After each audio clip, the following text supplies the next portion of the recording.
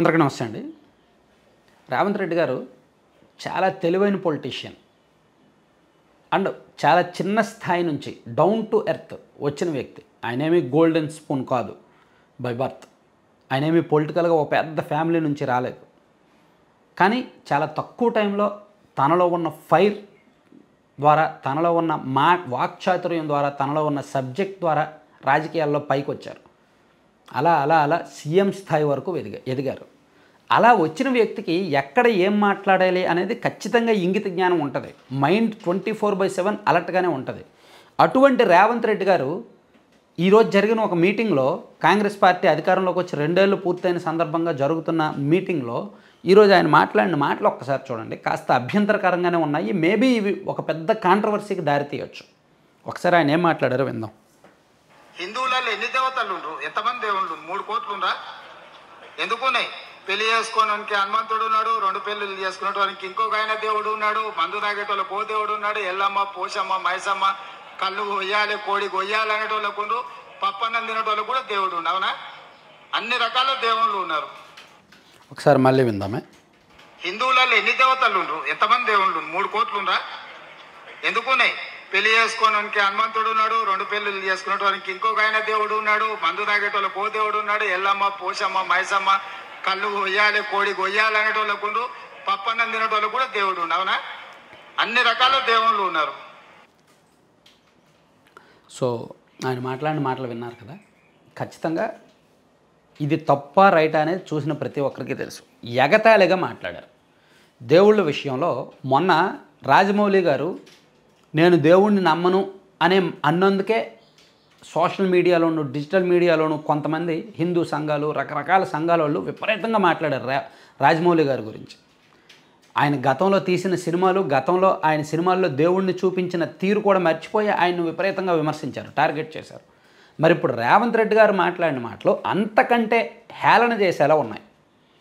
హిందువుల మనోభావాల్ని, హిందూ దేవుళ్ళని వెటకారంగా అండ్ హేళన చేసేలా అయితే ఉన్నాయి. సో ఖచ్చితంగా ఇవి రానున్న వారం రోజుల పాటు తెలంగాణ రాజకీయాన్ని అండ్ దేశవ్యాప్తంగా కూడా ఒకంత రచ్చక దారితీసే అవకాశం ఉంది. ఎందుకంటే ఆయన ఒక ఎమ్మెల్యే కాదు, ఆయన ఒక మినిస్టర్ హోదాలో ఉండి మాట్లాడారు. దేశవ్యాప్తంగా కాంగ్రెస్ పార్టీని డిఫెన్స్లోకి నెట్టేశారు. ఒక కాంగ్రెస్ పార్టీ ముఖ్యమంత్రి ఇలా మాట్లాడాడు అని చెప్పి వీళ్ళు దీన్ని హిందీలోకి ట్రాన్స్లేట్ చేసి నార్త్లో వాడుకుంటారు. బీజేపీ వాళ్ళకి ఇది ఒక మంచి రాజకీయంగా ఒక పెద్ద ఆయుధం అన్నమాట. బీజేపీ వాళ్ళకి హిందూ సెంటిమెంట్స్ ఉంటే వాళ్ళు ఏ విధంగా చొచ్చుకుపోతారో, ఏ విధంగా అల్లుకుపోతారో మనం ప్రత్యేకంగా చెప్పక్కర్లా. సో బహుశా ఈయన మాటల్లో ఏమైనా వ్యూహం ఉందా, లేదంటే యాదృచ్ఛికంగా అప్పటికప్పుడు వచ్చి మాట్లాడారా అనేది చూడాలి. యాదృచ్ఛికంగా అప్పటికప్పుడు మాట్లాడితే తప్పే, అలా మాట్లాడకూడదు వెటకారంగా. ఒకవేళ వ్యూహం ఉన్నా సరే, వ్యూహాత్మకంగా మరో పార్టీకి రాజకీయంగా ఎదిగే స్కోప్ ఇద్దామని మాట్లాడినా సరే అది కూడా తప్పే.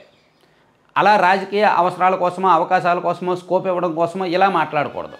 ఇలా దేవుళ్ళని హేళన చేసేలా మాట్లాడకూడదు. సో నేను అనుకోవడం కొన్ని రోజుల పాటు ఇవి దేశవ్యాప్తంగా ఒక పెద్ద కాంట్రవర్సీకి దారితీస్తాయి, ఒక పెద్ద వివాదాస్కి దారితీస్తాయి. రేవంత్ రెడ్డి గారు సాధ్యమైనంత త్వరగా దీని నుంచి మేల్కొని ఒక వివరణ ఇచ్చే ప్రయత్నం అయితే చేస్తారు నేను అనుకోవడం. ఎందుకంటే ఆయన ఒక సీఎం కుర్చీలో ఉన్నారు కాబట్టి, ఎంతోమంది కోట్లాది మంది మనోభావాలకు సంబంధించిన అంశం కాబట్టి. ఈ పెళ్లిగానాడుకి హనుమంతుడు ఉన్నాడు, పెళ్ళైన 2 పెళ్ళిళ్ళు అయిన వాళ్ళకి ఒక దేవుడు ఉన్నాడు, ఎల్లమ్మ, పోసమ్మ, మైసమ్మ, మందు తాగుతాం, కోడికి వస్తాం, ఇదంతా అన్నారు. మేబీ ఆయన చెప్పిన దానిలో వాస్తవం ఉందా లేదా అనేది మీ అందరికీ చూసిన వాళ్ళందరికీ తెలుసు. కానీ ఒక హోదాలో, ఒక సీఎం హోదాలో, ఒక పబ్లిక్ మీటింగ్లో మాట్లాడాల్సిన అంశాలు కొన్ని ఉంటాయి, మాట్లాడకూడని అంశాలు కొన్ని ఉంటాయి.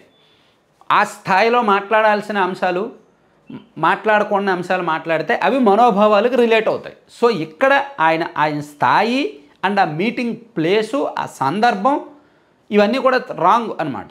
సో ఆయన మాట్లాడిన మాటలు రాంగ్గా కన్విన్స్ అవుతాయి ఖచ్చితంగా. కాబట్టి ఇవి కొంతమందికి రాజకీయంగా ఆయుధంగానూ ఉంటాయి అండ్ రేవంత్ రెడ్డి గారి మీదకి విపరీతంగా తిరుగుబాటు చేయడానికి కూడా ఉంటాయి. బహుశా రేవంత్ రెడ్డి గారిని వెనక్కు లాగాలనుకునే వారికి ఈ కామెంట్స్ ఆయుధాలుగా ఉపయోగపడతాయి.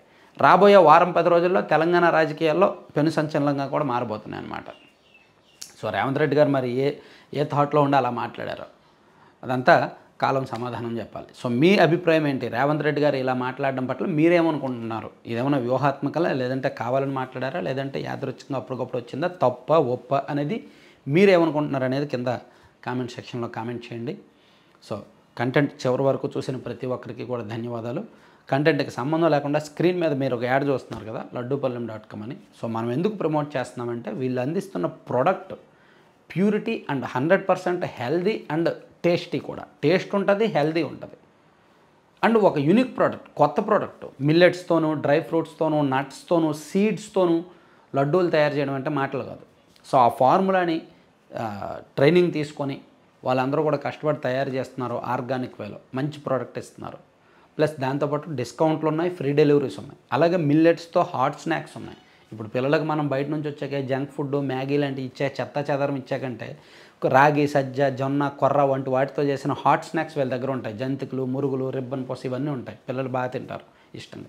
అవన్నీ వీళ్ళ దగ్గర అమ్ముతారు మిల్లెట్స్తో చేసినవి. అవి బుక్ చేసుకోవచ్చు. అలాగే పిల్లలకు మనము బూస్ట్, బోర్న్విటా, హార్లిక్స్ ఇచ్చాకంటే వీళ్ళ దగ్గర ప్రోటీన్ పౌడరు, ఏబీసీ పౌడర్ ఉంటాయి. అండ్ డేట్స్ పౌడర్ ఉంటుంది.